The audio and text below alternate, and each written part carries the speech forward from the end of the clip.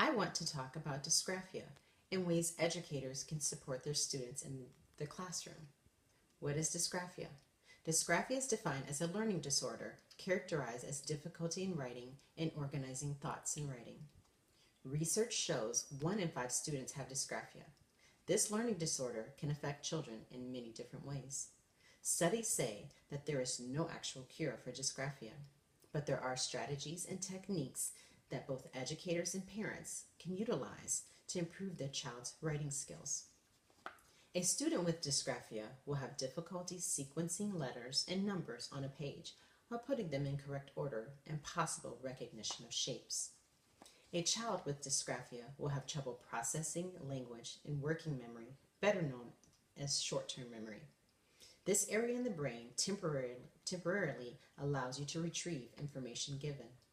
A term orthographic coding is described as the ability to store unfamiliar words in a working memory. A student will be unable to retell what they have written and unable to write it on paper.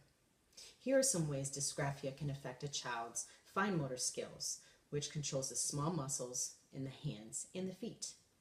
Holding the pencil too tight, illegible handwriting, bent wrist, letters are mixed up, and the need of frequent verbal cues, getting tired and possibly getting frustrated due to trying to write so hard.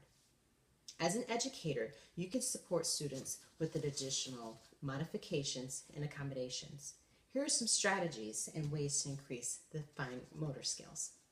Use oral exams. Allow extra time. Allow the students time to start their projects a little bit early. Allowing the student to type rather than handwrite. Allow the use of a note taker and a recorder. Provide notes or outlines to reduce the amount of writing.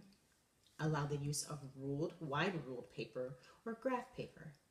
Also teaching a child how to write in cursive, which will allow the student to have a continuous flow on the paper of writing because you don't have to lift your hand off the paper.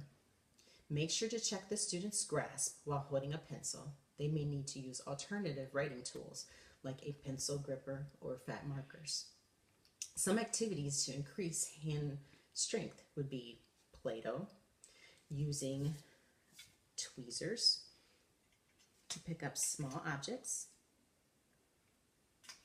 and also the use of a sponge where you would have water and the child can squeeze the water.